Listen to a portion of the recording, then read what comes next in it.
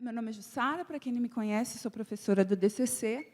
E, antes de eu continuar, só para eu ter uma noção aqui, quem aqui é do DCC, é aluno do DCC? Tem alguém de fora? A maioria. Tá bom.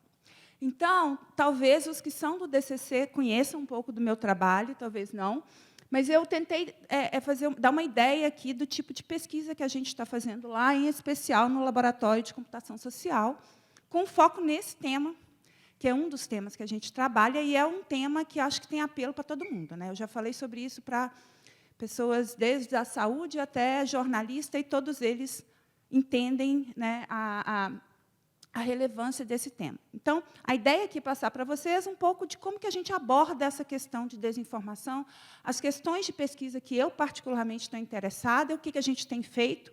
Não vou entrar em muitos detalhes técnicos, não é a ideia, tá? Vai ter uns gráficos aí, mas não se atenham a eles, é mais interessante pensar na mensagem. E espero perguntas. Eu ia trazer um pirulito para cada pergunta, acabei esquecendo. Mas, com esse tema aí, qualquer um pode fazer pergunta, porque isso aí afeta todo mundo, né? Então, espero perguntas, viu, pessoal? Então, só para vocês terem uma noção de como que eu trabalho, né? Você pensa assim, professora da computação, ela programa há anos, posso dizer até décadas, que eu não programo.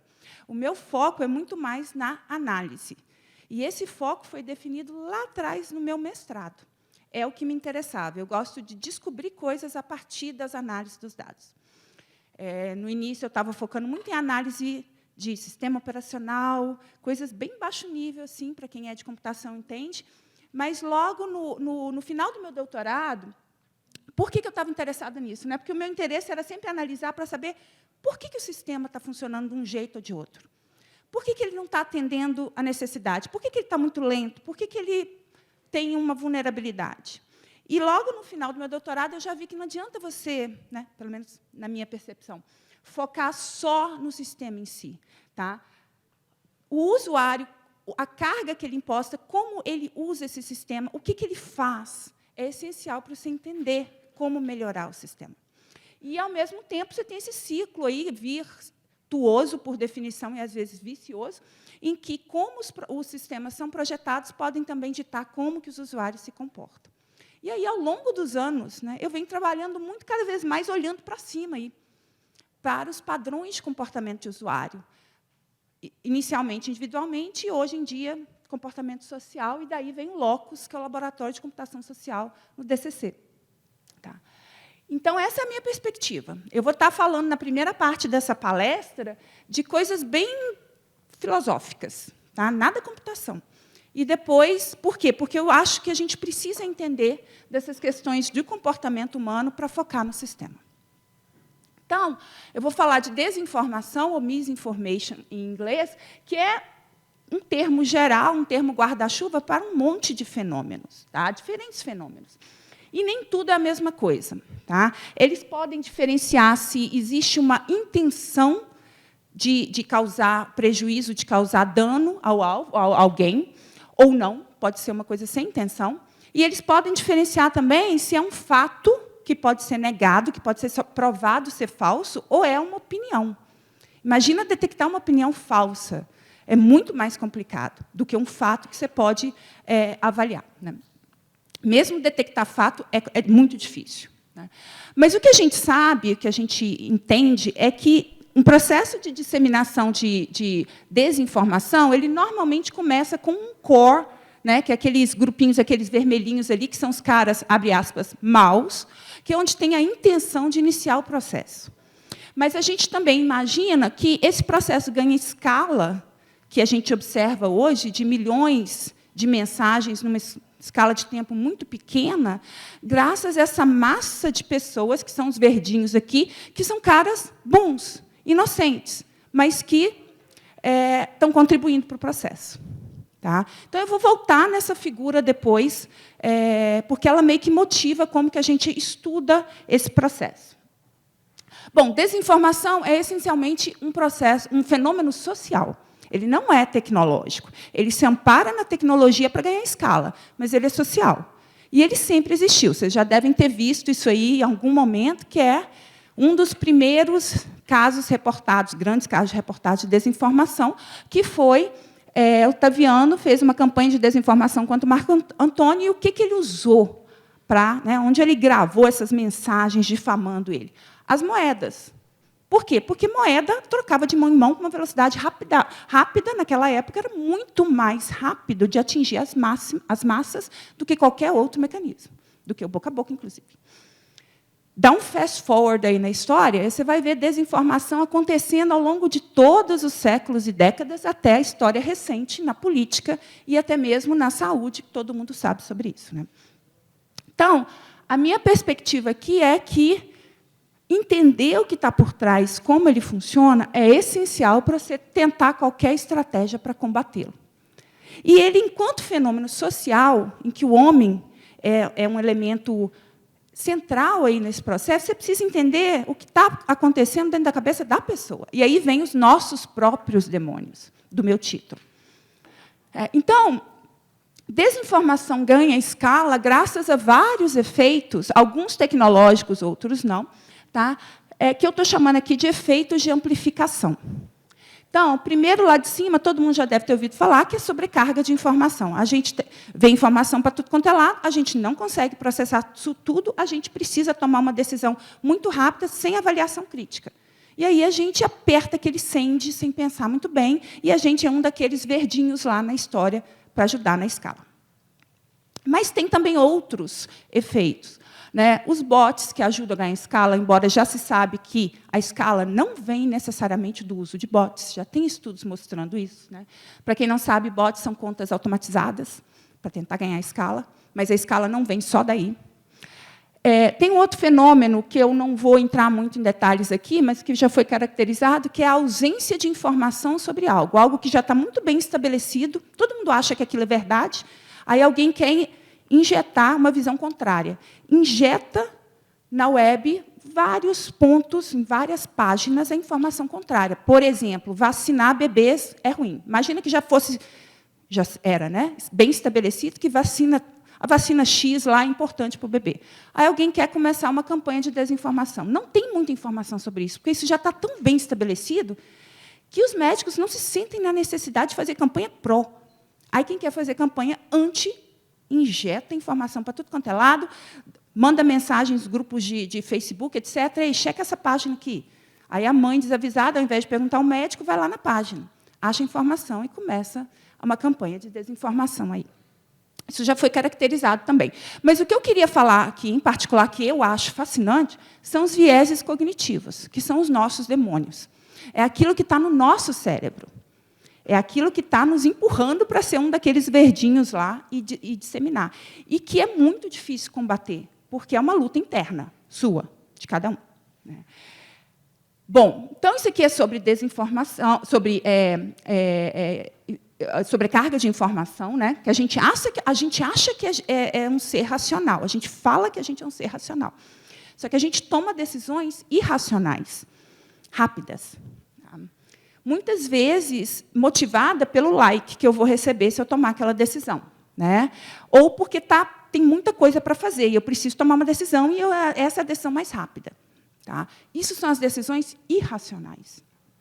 E, de fato, tem um livro que chama Thinking Fast and Slow, que é do Daniel Kahneman, que ele é um economista, mas também tem formação de psicologia, e ele ganhou o Prêmio Nobel de Economia sobre isso aí, que ele fala o seguinte, que o cérebro humano está constantemente processando, tem 2 processos rodando, o pessoal de computação vai entender. 2 processos rodando.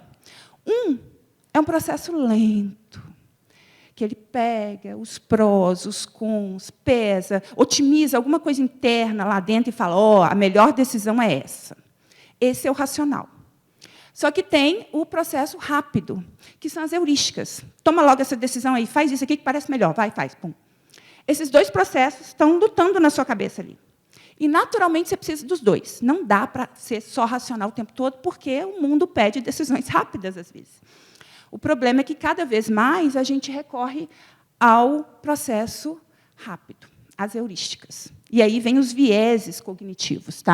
Tem todo um codex aqui de vieses do nosso ser humano, que nos faz desviar, do nosso cérebro, que nos faz desviar da decisão ótima do ponto de vista racional.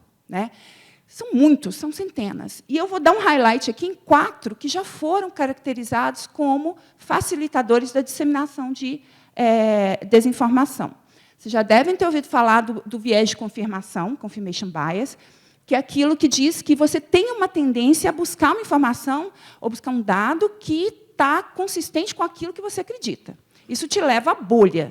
A gente conhece a bolha te leva a menos análise crítica e te ajuda a te empurrar para apertar aquele send, qualquer coisa que você receba que está consistente com o que você acredita. Mas tem outros também. Tem um que diz que você tem uma tendência a acreditar em coisas simplesmente porque muitas outras pessoas próximas a você acreditam. Sua mãe, sua avó, sua tia, seu primo, seu amigo.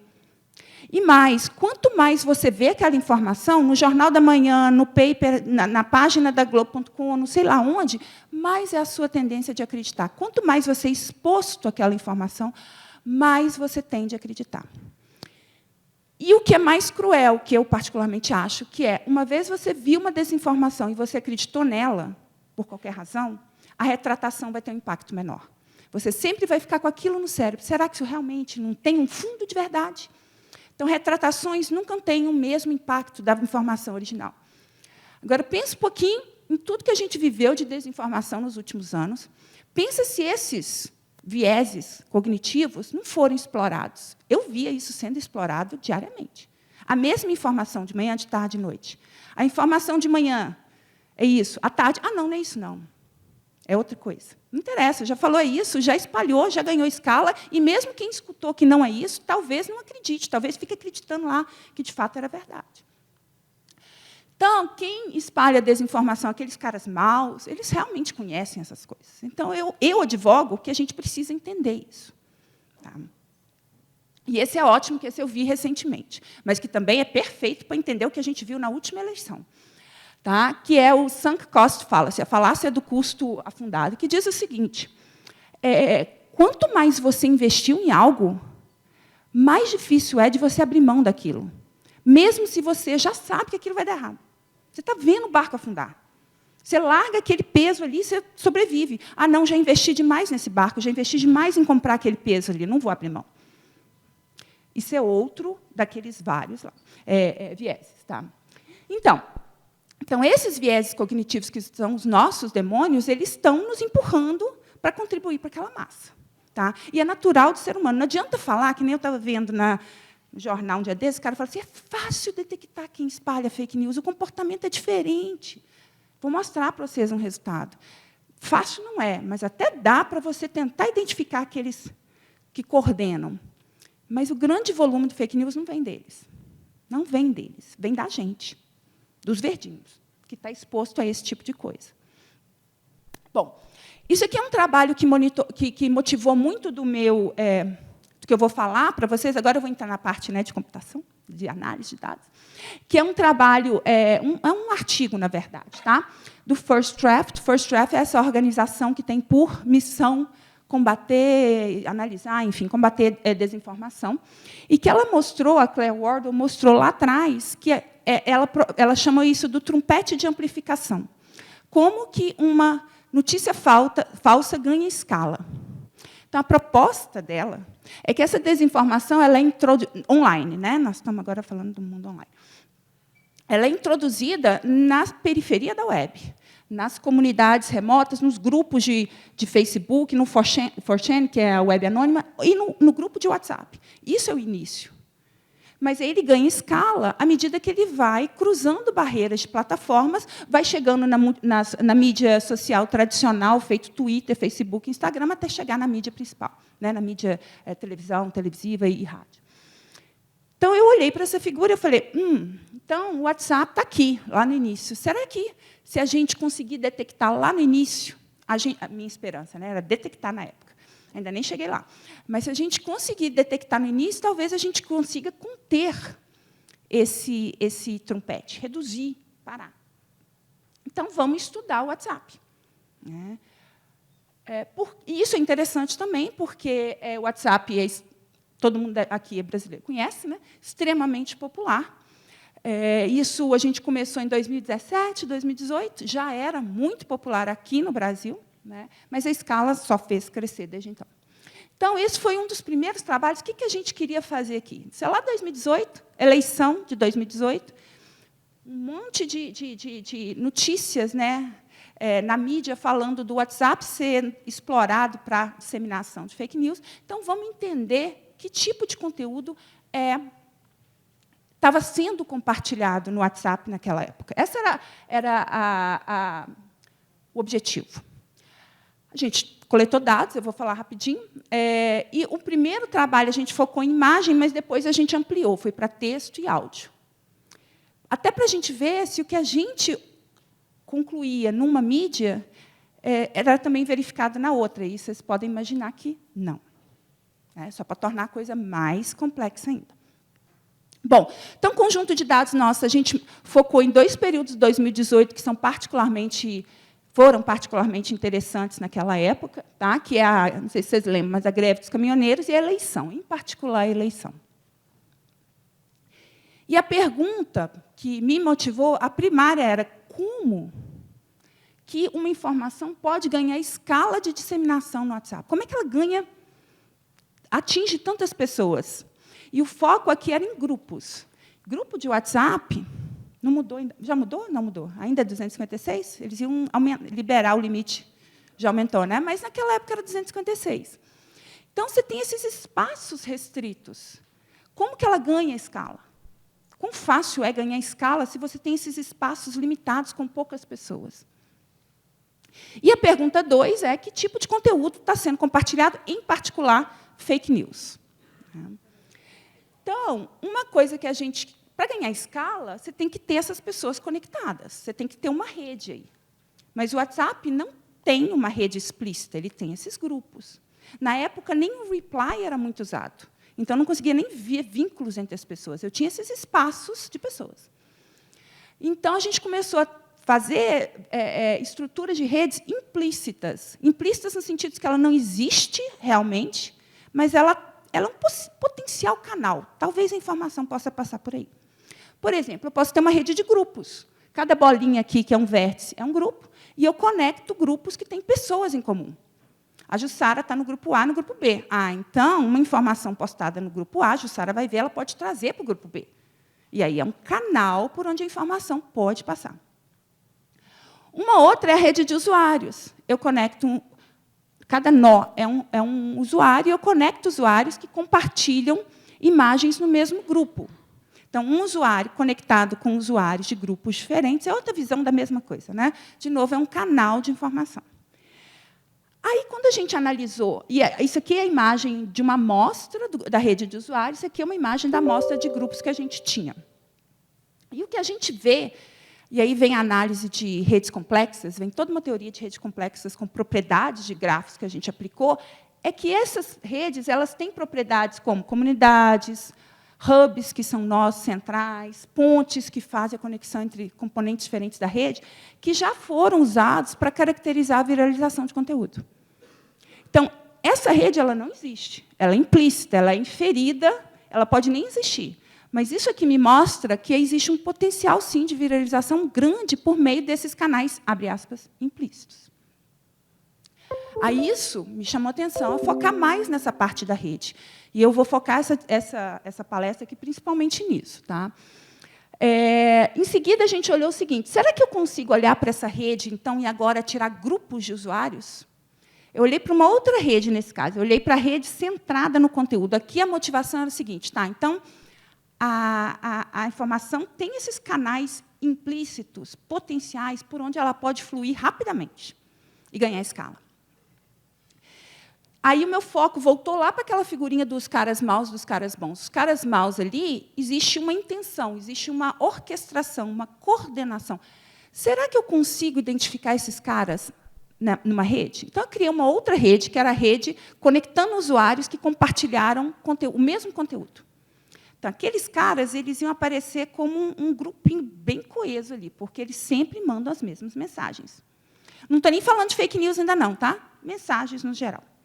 Eu, junto com mais 2 pessoas, para fazer uma campanha para espalhar uma determinada informação. Isso, em essência, não está errado, e nem é mal. Pode ter um bom efeito. Depois eu vou trazer a desinformação em cima dessa análise. Só que, se você olha para essa rede, achar grupinhos aqui é o caos. Ela é muito ruidosa, muito complexa. Tá? Muitas arestas. Isso aqui, na verdade, é uma amostra da rede real, para eu conseguir plotá-la aqui. Então, aí, eu não vou entrar em muitos detalhes, mas existe toda uma área de pesquisa que envolve você extrair uma representação dessa rede, um subgrafo, que é mais relevante para o que você está querendo estudar, que nós vamos chamar de arestas salientes aqui. Quais são as arestas entre os usuários que realmente têm evidência de que coordenou ali? Eu e o professor Clodoveu, nós conversamos por fora, falando assim, Clodoveu, manda essa mensagem que eu também vou mandar, nós estamos coordenando. Isso não está nos dados. Eu nunca vou saber se isso ocorreu. Será que eu consigo inferir, pelo padrão de compartilhamento meu e do compartilhamento do Clodoveu, que é analisado de forma independente, que existiu uma certa coordenação? E essa coordenação não precisa ser temporal. Eu mando segunda de manhã, ele manda segunda à tarde. Não é isso. Então, existem estratégias para você tentar extrair essas arestas. Não vou entrar nesse mérito, mas nós extraímos. Tem um método que a gente aplicou, que a gente extraiu esse backbone. E uma amostra desse backbone é desse da direita, só para ilustrar como que você simplifica a imagem. Né? Olha a rede do lado esquerdo. Você consegue ver uns nós grandes, são os nós que mais mandaram mensagem, mas até aí você não consegue ver nenhuma topologia clara de grupinhos, mas na hora que você extrai o backbone, você consegue. E agora você consegue focar nesses grupinhos que estão com cores diferentes aqui, que é o que eu estou chamando de comunidade. E você pode ver o que eles estão mandando. Você pode analisar se eles estão centrados num grupo só ou se eles extrapolam grupos. Então, o primeiro resultado que a gente viu é que essas comunidades elas não respeitam em nada os limites de grupo. Ou seja, grupo de WhatsApp, aquele limite ali é totalmente inócuo para fins de espalhamento. Né? Aqui são grupos que espalharam o mesmo conteúdo, completamente não relacionado com o grupo. Eu tinha quase todos os grupos cobertos em várias comunidades. Então, imagina, essas pessoas estão mandando o mesmo conteúdo em todos os grupos que eu estava monitorando. Então, eles ganhavam escala muito rápido. Aí você fala, não, Jussara, então beleza, então você achou um jeito, faz esse método que você fez aí, que eu não expliquei para vocês como, mas eu fiz. Né? Agora, olha para quem está mandando desinformação, que eu vou olhar e vou te mostrar. Pronto, detectou. Agora você sabe quais são as comunidades que mandam mais desinformação. Foi isso que o jornalista do Globo News falou, é fácil. Não é. Sabe por que não é? Porque essa coisa é extremamente dinâmica. A rede de uma semana é diferente da rede da semana seguinte, o backbone de uma semana é diferente do backbone da semana seguinte, e as comunidades são diferentes. Mas tem uma esperança, uma luzinha, porque, se você olha para os usuários mais ativos, aqueles que mais participaram, tem um pouco mais de estabilidade. Você tem um tempo aí de rastreamento, se você quiser, mas, ainda assim, muito baixo. Isso aqui é uma medida de similaridade entre as comunidades ao longo do tempo. Bom, até agora eu não falei nada de desinformação. Então, agora a gente vai entrar em desinformação, porque eu vou falar sobre conteúdo. Eu falei da topologia, eu falei do potencial de espalhamento. Agora eu vou focar no conteúdo. Tem desinformação aí? Claro que tem. Então, a gente olhou para imagem, para texto e para áudio. E a gente, basicamente, categorizou em o que é certamente desinformação do que aquilo que eu não sei. E o que eu não sei, eu chamei de não checado. Por quê? Porque eu não sei dizer o que é desinformação ou não. Quem sabe fazer isso é quem faz checagem de fatos. Checagem de fato tem que ser bem feita. Tem um método, tem que ser exaustivo. Você vai botar um rótulo, isso é verdadeiro, isso é falso. Então, a maneira que a gente decidiu fazer isso é pegar o seguinte, pega inicialmente, imagem, submete ao Google e vê se ele está aparecendo em algum site de checagem, aqui do Brasil, no nosso caso. Se sim, vai lá e vê o rótulo, aí você sabe. Se não, você não sabe. Por isso que eu chamo ele de não checado. Pode ser falso, pode ser verdadeiro. Agora, se ele foi checado e tem a marca lá por um fact-checker de fake, eu vou colocar que ele é falso. E a gente fez algo parecido com texto e áudio. Então, um pouquinho mais complicado, porque teve que olhar a similaridade textual, muita coisa de processamento de linguagem natural aqui para fazer isso, mas a gente conseguiu. Só para ilustrar, vocês devem lembrar disso aí, 2 imagens clássicas de fake, que eram fake, e que foram compartilhadas muito nessa época. E isso aqui, eu tentei achar a transcrição em português, mas o aluno salvou em inglês, eu não tenho ela em português. Mas está falando sobre o voto parcial, né? Então, tinha um áudio, a gente transcreveu esse áudio, e a transcrição está ali, né? A Justiça Eleitoral considera o voto válido se você vota em todos os itens. Os itens são presidente, os vários, né? Muitas pessoas somente votam para presidente e cancelam ou anulam o resto. Justiça Eleitoral considera esse voto como um voto parcial automaticamente anulado. Isso era um áudio, tá? Que estava correndo bastante. Foi transcrito. E quando a gente vai nos sites de checagem, você tem essa notícia, que é esse fato, que é o fato partial vote, que diz exatamente a mesma coisa, né, com palavras diferentes, que é fake. Isso não é uma verdade. Né? O voto parcial ele não é anulado. Então, o trabalho que a gente teve foi pegar o áudio, transcrever e identificar que aquilo ali estava falando a mesma coisa que daqui. E aí, eu pegava esse rótulo fake aqui. Se eu não achava nada, eu tinha que dizer que era não checado. Bom, aí a gente fez várias análises. Vou mostrar algumas. Primeira pergunta mais óbvia era, esse conteúdo, pensa, lá em 2018, no início de tudo, né? Essa pergunta parece óbvia hoje, mas no início de tudo. As imagens que vocês estão vendo aí no WhatsApp, quantas delas aparecem em outros lugares na web? E onde elas aparecem? A maioria aparecia em vários outros lugares, em particular, redes sociais. Beleza. Então, aí, volta lá na figurinha da Claire Wardle, né? Do trompete da amplificação. Segundo ela, o WhatsApp é uma fonte de desinformação para o resto. Esse era o claim dela lá, né? É o que ela postulou. Será que a gente vê isso aqui nos dados? Aí a gente fez a seguinte análise. Tudo sujeito à visão do WhatsApp que a gente tinha, que era de um conjunto de grupos, eu não falei, né? De acesso público, tá, gente? Então, condicionado a isso. Pega a data, o horário, quando essa imagem apareceu pela primeira vez. Pega a data e o horário onde ela apareceu pela primeira vez na web. Como é que eu descubro isso? Na época, a gente conseguia fazer isso usando o Google Search. Hoje já não está funcionando mais. E compara essas duas datas. Quando que ela apareceu? Quantas imagens, no caso aí a imagem, apareceu primeiro na nossa visão do WhatsApp e depois em alguma página na web? E quantas apareceram primeiro em alguma página na web e depois na nossa visão do WhatsApp, que é parcial? E o que a gente plota nessa visualização é o seguinte, imagina o WhatsApp no meio, quem está do lado esquerdo são todas as páginas onde apareceu alguma imagem primeiro na web e depois veio para o WhatsApp. E do lado de cá são todas as páginas que têm alguma imagem que apareceram primeiro no WhatsApp e depois foi para a web. Se eu comparar imagens com desinformação e as outras, o que eu vejo é que, na imagem com desinformação, tem um equilíbrio maior. Mais mensagens com desinformação nascem primeiro no WhatsApp e depois vão para o resto, do que o restante, onde, claramente, a maioria nasce na web e o pessoal traz para o WhatsApp como um ambiente de conversa. Então, isso está consistente com o postulado da Claire Wardle lá. Realmente, o WhatsApp, pelo menos nesses dados, está agindo muito frequentemente como uma fonte. Fizemos várias análises do conteúdo, não vou passar aqui, mas a mensagem final é que as estruturas de narrativa que as pessoas usam para criar uma notícia falsa depende demais da mídia. Então, não adianta, se você quer uma solução para áudio, vai ser diferente de uma solução para texto, que vai ser diferente de uma solução para imagem, e que varia muito ao longo do tempo. Principalmente se você pensar que quem cria fake news está ficando cada vez mais sofisticado. Então, isso é difícil. Isso torna a tarefa difícil. Isso aqui é um experimento que a gente fez com o usuário, que a gente pediu os usuários para escutarem os áudios.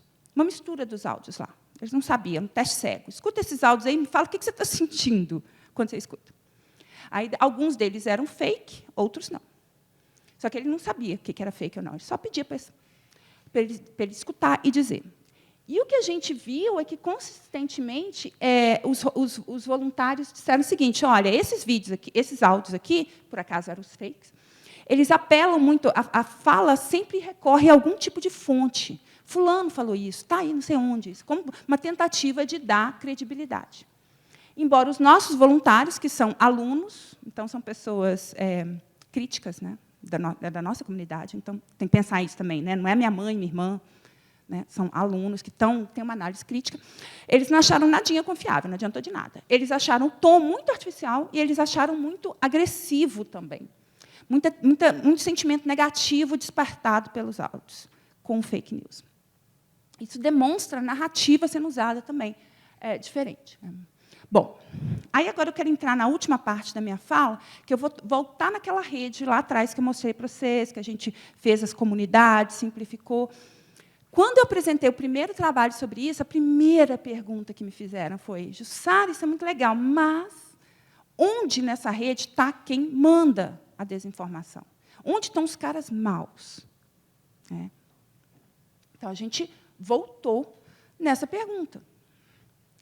E aí, esse é um trabalho que saiu no ano passado, que ele fala o seguinte: olha, volta nessa rede aqui. Estou conectando quem mandou o mesmo conteúdo. Tá? É uma rede, para quem entende de redes complexas, fracamente conectada. A estrutura de comunidade dela é fraca, moderada para fraca. Primeira coisa, onde nessa rede está quem manda mais desinformação? Essa rede é criada com todos os usuários que escreveram alguma coisa. Agora, eu tenho um rótulo para o que eles escreveram. Então, onde está a desinformação? Quem mandou mais desinformação? Só para te adiantar, a bolinha aqui, o tamanho da bolinha, é o volume de desinformação que aquele usuário mandou. Olha onde estão as bolinhas grandes. No centro da rede. E isso, para quem estuda redes complexas, sabe que isso dá uma vantagem de disseminação. E, na verdade, a gente caracterizou a centralidade dos usuários que mais mandavam desinformação. E aí tem várias métricas, tá? Mas todas elas falam a mesma coisa. Se você olhar para os top 10 que mais mandaram desinformação, é a curva vermelha. Isso aí é uma curva chata de ler, se você não está acostumado, que é uma curva acumulada, mas quanto mais para a direita a curva for, maior são os valores dele. Então, agora pega todos os 10 que mandaram mais desinformação, plota essa curva. Essa é a curva vermelha. Note que ela está bem para a direita dos demais. Isso quer dizer que eles são os que mais mandam, mas eles têm centralidade muito maior que os outros. Quem são os outros? Mesmo que você pegue quem manda mais mensagem, mas, no geral, não foca em desinformação. Esses caras eles não têm necessariamente uma vantagem na rede, em termos de centralidade. Eles estão espalhados. Então, a centralidade não está sendo explorada por todo mundo pelo nível de atividade. O cara é mais ativo, então ele é mais central. Não. Porque a curva tracejada ali azul são os mais ativos no geral. Agora, os mais ativos em enviar desinformação, eles se posicionam muito bem nisso aí. Tá? Eles estão muito mais centrais. E isso ajuda a ganhar escala. E aí a próxima pergunta é, ok, eles são mais centrais, mas a gente já sabe que quem faz por maldade não faz sozinho. Não faz sozinho. Eles realmente têm ação coordenada. Será que eu consigo revelar evidência? Nunca vou conseguir provar. Evidência de uma potencial ação coordenada nesses caras. Esse é o ponto.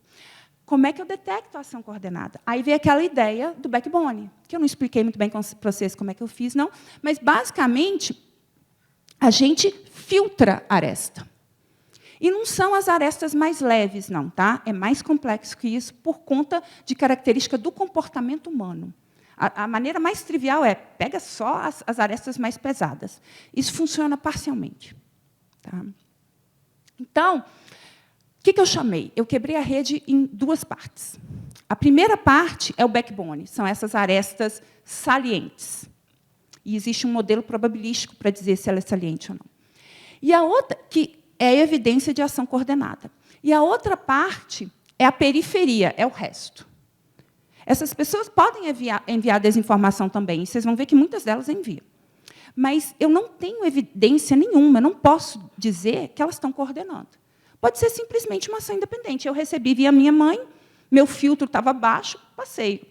Clodovil não, mas Raquel recebeu por uma outra pessoa, o filtro dela estava baixo, passou. Falei do Clodovil não, porque ele tem um filtro alto. Ele não deixa passar, não.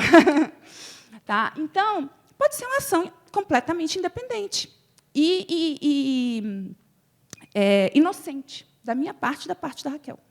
Tá? Eu quero identificar que eu e uma outra pessoa tem evidência suficiente, do ponto de vista probabilístico, para dizer, não é possível que Jussara e essa outra pessoa estão agindo de forma independente, às cegas, não. Não posso dizer isso. Tem uma chance muito grande, 95%, 99% de chance de que elas, de fato, coordenaram de algum jeito. Essas que, de fato, coordenaram, né, que eu tenho evidência, estão aqui, que é o backbone. As outras estão no resto, que eu filtrei, que é a periferia. Aí, olha o que eu vejo de interessante. Né? Quem está no backbone são só 16% das pessoas. Então, é menos? Muito menos. Mas é pouco? Não. 16% não é pouco. Tá? Tem muita gente aqui. E eu filtro muita aresta. 4% das arestas só ficam aqui. Eu consigo limpar muita coisa, porque eu fui bastante conservadora aqui, no seguinte sentido. Olha, só deixa aqueles que eu tiver muita, mas muita evidência de coordenação. E ficaram 16% e 4% das arestas. Só que, olha que interessante, 60% a 100%, ou seja, todos os usuários que mais mandaram desinformação estão aqui. Então, os que mais mandam desinformação, eu tenho muita evidência de coordenação entre eles. São os caras vermelhinhos ali. Agora, se eu pego todo mundo que mandou desinformação, não os top, todo mundo. Se você mandou uma desinformação, você está no bolo. Só 28% a 41% estão aqui. Mais da metade, às vezes até 72% das pessoas estão na periferia. São os verdinhos, são os, abre aspas, inocentes. Estão agindo de forma, muito provavelmente, independente. Então, isso mostra que detectar coordenação pode ser interessante, mas tem um limite do que você pode fazer, porque não adianta só ir atrás dos caras maus, porque os caras bons, inocentes, mas, né, bons em essência, eles estão contribuindo para um grande volume. Né? 35% a 53% das mensagens com desinformação são enviadas por esses caras. Eles injetam muita. Mas, olha, no mínimo, 47% da desinformação está sendo espalhada por quem? Por nós, pelos caras, abre aspas, bons. Então, de novo, não adianta você ir atrás dos caras maus só. Só que eles injetam a maioria das novas mensagens. Então, você olha, quando a mensagem apareceu primeiro, quem compartilhou? A maioria das vezes é o cara mau. Né? Então, é exatamente aquele trumpé, né, aquela ideia de que eles injetam, e aí a massa vai, né, com base, sucumbindo aos seus vieses, à sua falta de análise crítica, acaba contribuindo. E, de novo, né, aí eu volto naquela ponta de Sara, então, por que você não aplica isso? Pelo menos você pega aqueles caras vermelhos e já resolve o problema. Se eu for por aí, eu vou ter que ser muito rápido, porque, de uma semana para outra, a gente viu uma mudança completa de cenário. Tá? O padrão é muito dinâmico. Talvez porque eles usem, o que eu tenho aqui são IDs, que são mapeados em telefone. O telefone é barato, né? Então é difícil rastrear. Bom, eu queria usar os últimos minutos que eu tenho só para falar que essa ideia de detectar campanha, embora eu tenha que dizer, campanha não é, em essência, uma coisa ruim.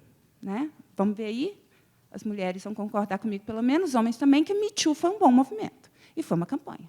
Tá?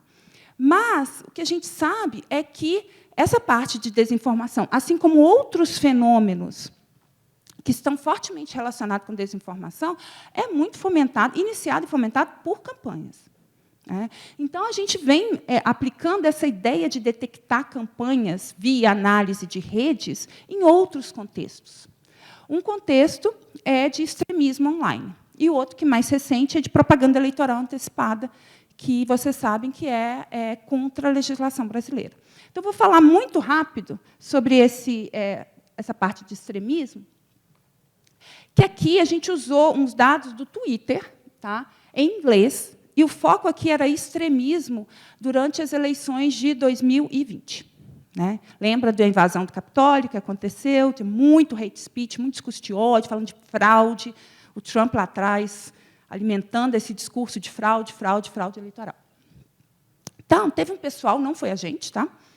O pessoal do Voter Fraud, que eles coletaram uma base do Twitter, cobrindo de outubro a dezembro, usando palavras associadas à fraude e eleição americana de 2020. E o que eu queria saber aqui?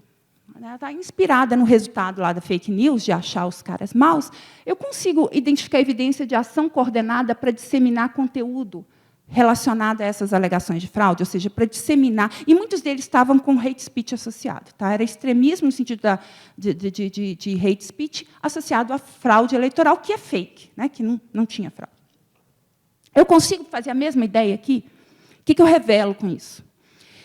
E quem são os usuários envolvidos em tais ações, mas, em particular, eu estava interessada no seguinte, olha, logo depois que teve a invasão do Capitólio, o Twitter fez uma limpeza geral de contas, mais de 70 mil contas foram suspensas por estarem envolvidas com esse tipo de disseminação desse tipo de conteúdo.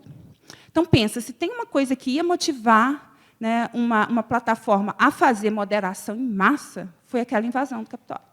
E eles, de fato, fizeram. Né? Mais de 70 mil contas fizeram. Quão eficaz isso foi? A gente sabe que isso é caro, tá? Mas, assim, será que isso resolveu o problema?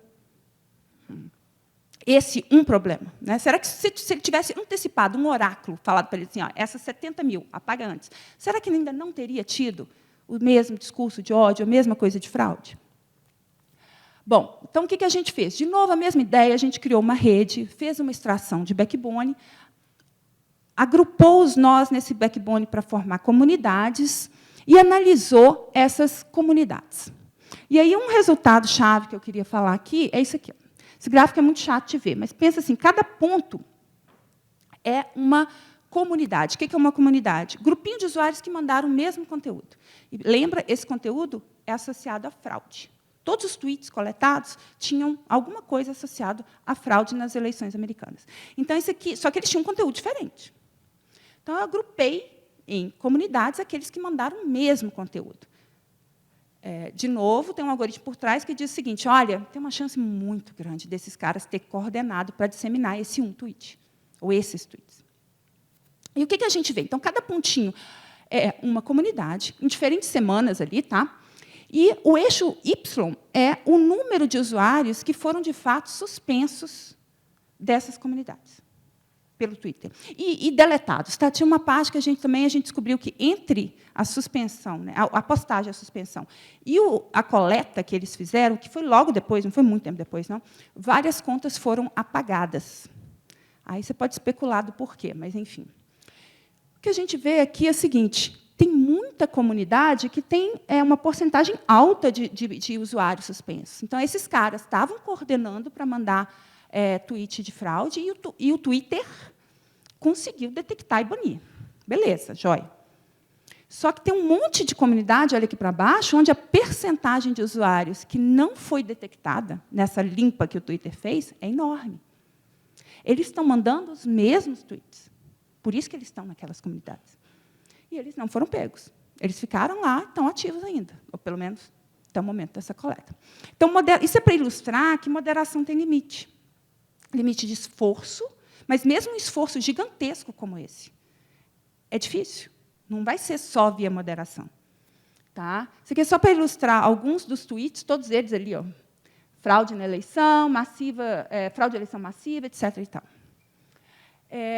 Rapidinho, o último trabalho que a gente está mexendo com essa parte de campanha, né, ação coordenada, é a ação coordenada na eleição brasileira do ano passado, para disseminar propaganda antecipada, propaganda eleitoral antecipada. Então, isso aí é um projeto que a gente tem junto com o Ministério Público, que a ideia é a seguinte, né?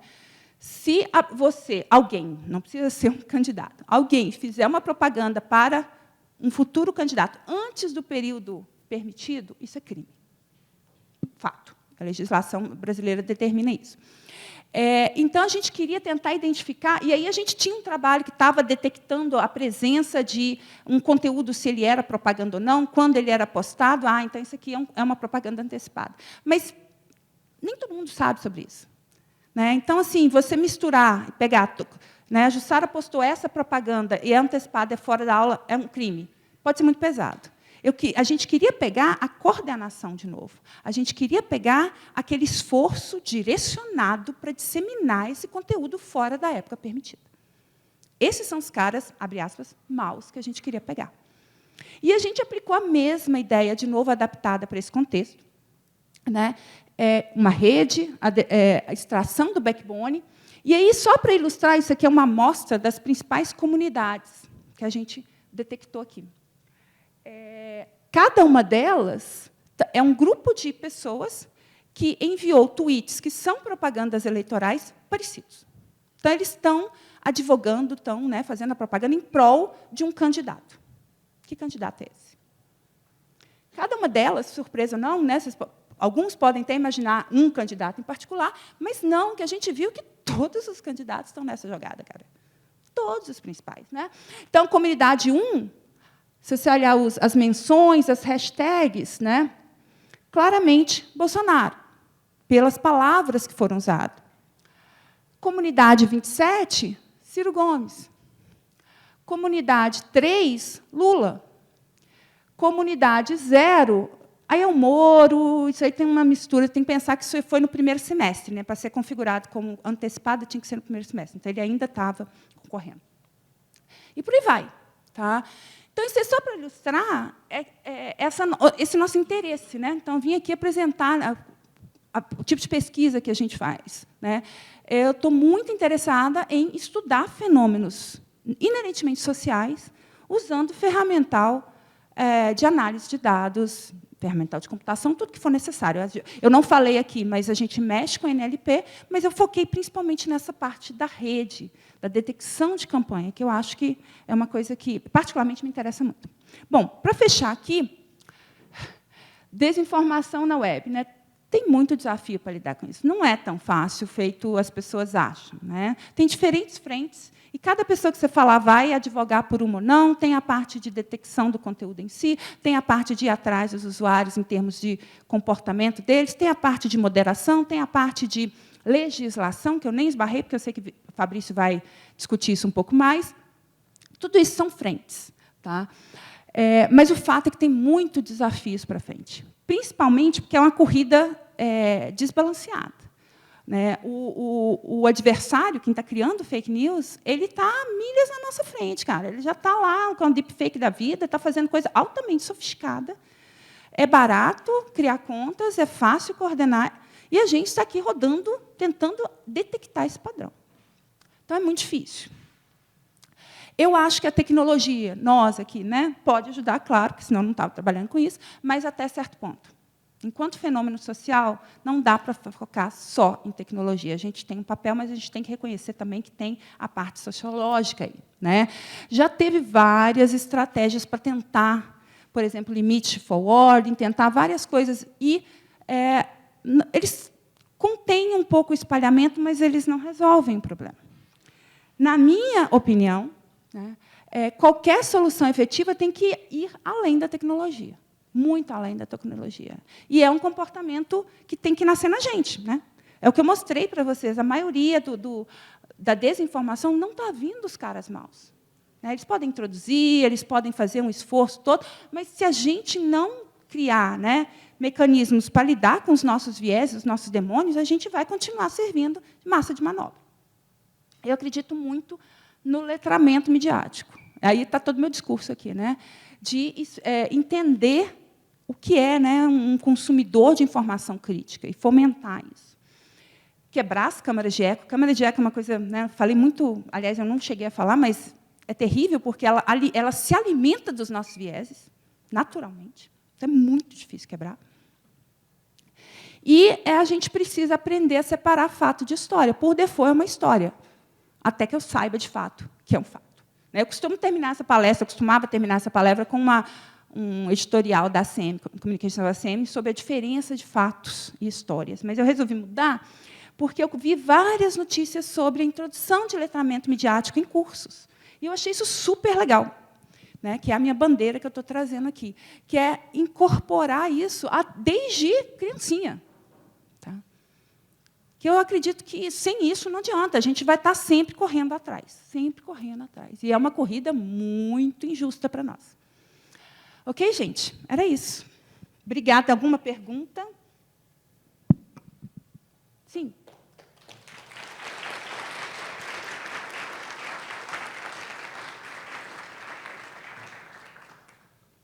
Você poderia explicar um pouco melhor como que somos nós e a tarefa do backbone?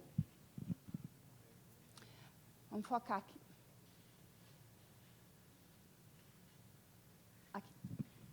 Então, essa é a rede original. que eu fiz aqui? Cada pessoa que apareceu nos meus dados é uma bolinha. Eu, você, estamos lá. Nós compartilhamos o mesmo conteúdo? Sim. Quantas vezes? 3. Então, tem um peso, tem uma aresta entre nós, dizendo que nós compartilhamos, e um número de vezes. Fiz isso para tudo isso aqui. Então, isso é a rede ponderada.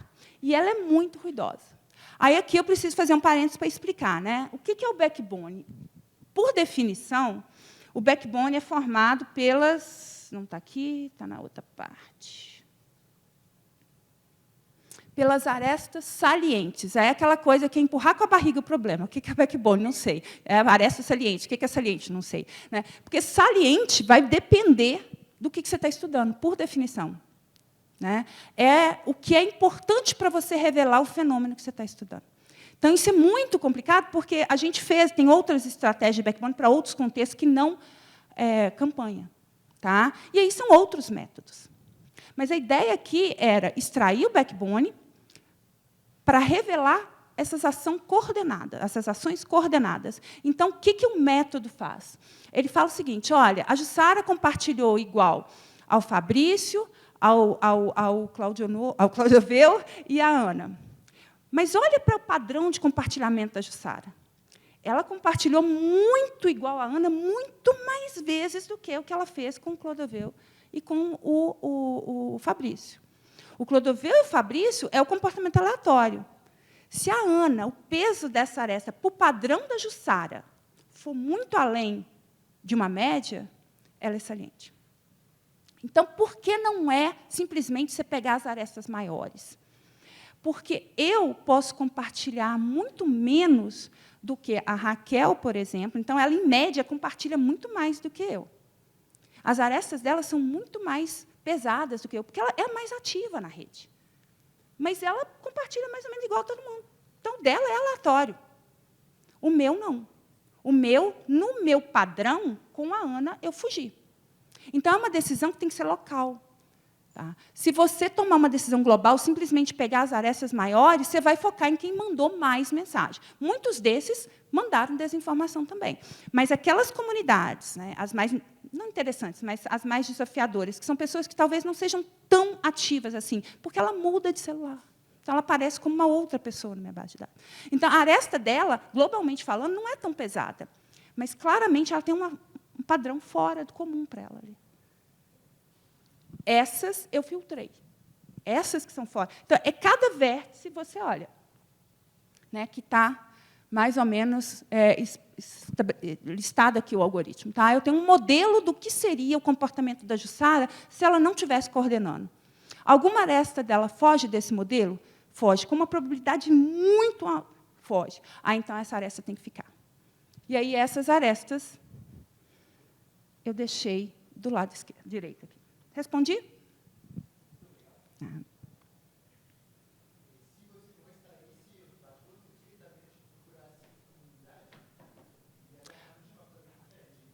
Dá, porque a estrutura de comunidade ali, em algum lugar está aqui, é muito ruidosa. As comunidades são muito mais fracas. Nesse caso, em particular, a gente não, olhando só para a rede, a gente vê, primeiro, muita sobreposição de comunidades, porque, às vezes, né, eu estou aqui com a Ana coordenando, você está lá coordenando com alguém, e aí, por acaso, a gente mandou uma mensagem igual. Aí, isso vira uma comunidade enorme.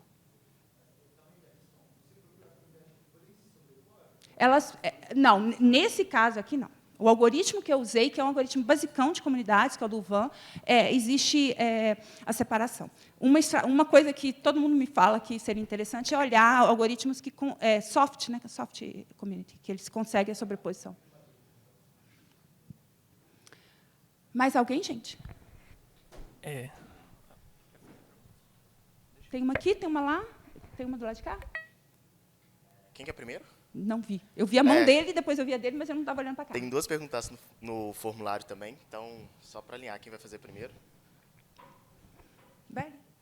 Bom dia. Bom dia. Primeiramente, parabéns pela palestra. Era uma palestra que eu estava bem ansioso, justamente por causa de uma angústia pessoal, né, dado as cenas horrorosas que a gente viu aí nesses últimos meses, principalmente. Infelizmente, minha pergunta, né, não é técnica, né? Recentemente, eu vi um documentário do Tim Kendall, que é ex-diretor de monetização do Facebook, e ele explicando como que todo o modelo de negócio do Facebook estava voltado para criar técnicas, enfim, modelos que atraíssem o máximo de atenção dos seus usuários, né? E eu também vi um outro estudo falando o quanto que nessa campanha, né, nesse período eleitoral, o quanto que, vamos dizer assim, o acesso à rede, né, a interação entre os usuários nessas redes aumentaram, né?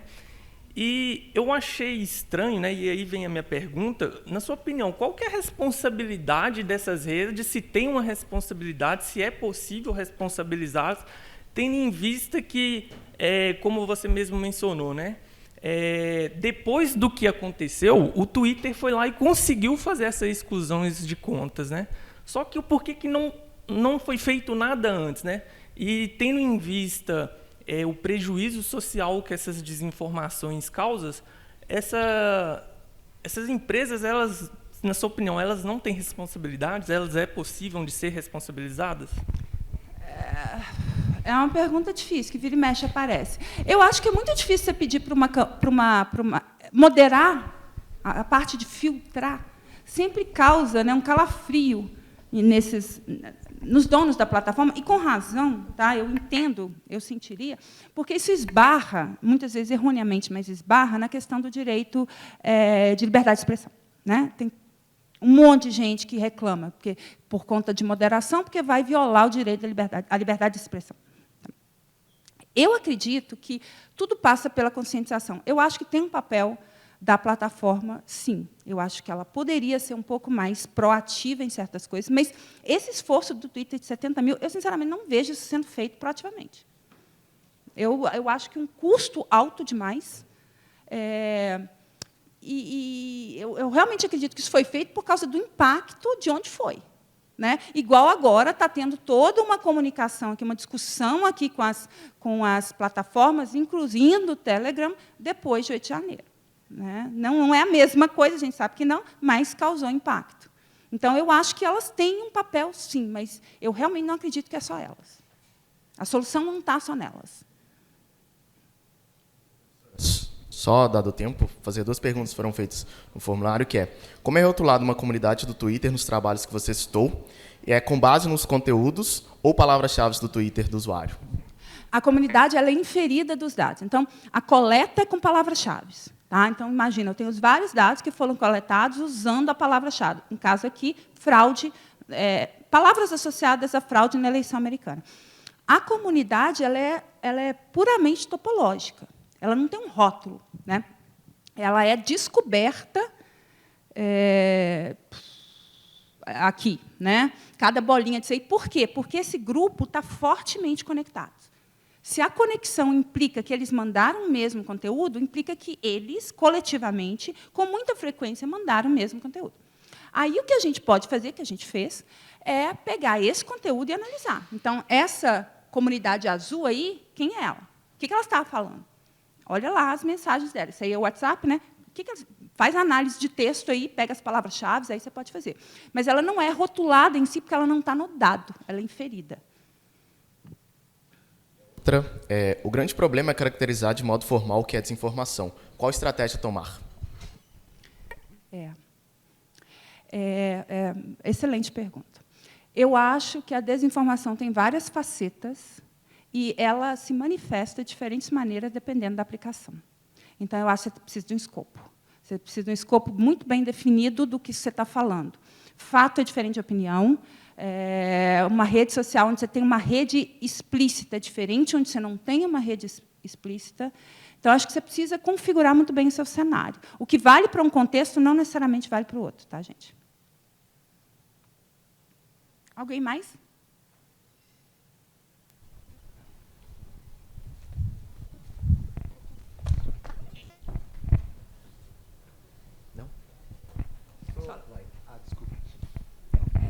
comentou sobre a responsabilidade das redes sociais. Você falou de moderação, mas tem todo o problema dos algoritmos de recomendação, né?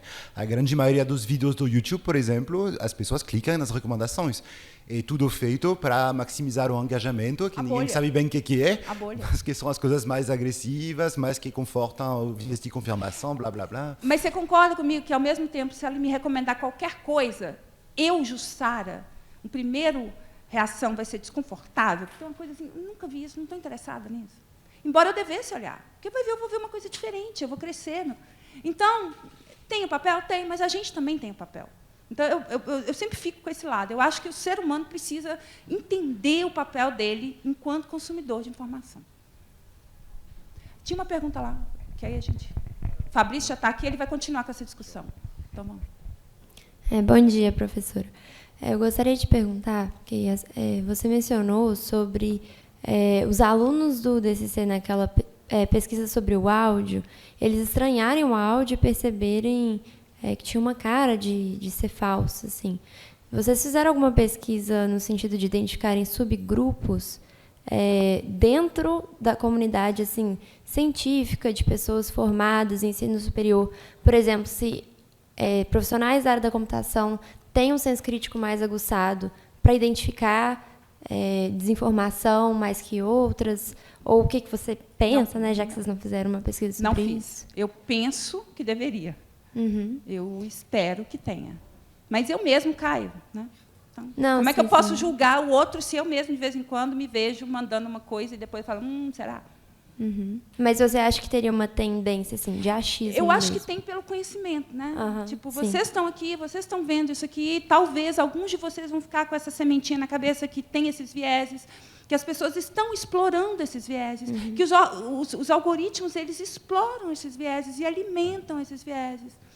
Então, assim, vocês são a nata, porque vocês têm acesso a isso. Então, eu imagino que seja um avaliador mais crítico. Sim. Infelizmente, vocês são minoria, né, gente? Obrigada. Ok? Show. Gente, se alguém mais tiver pergunta, quiser conversar sobre isso, discutir, enfim, estou sempre aberta. Meu e-mail está ali, jussara@dccufmgbr. Eu agradeço. E o professor Fabrício já está aqui, que ele vai falar agora um pouco mais sobre desinformação na perspectiva dele agora.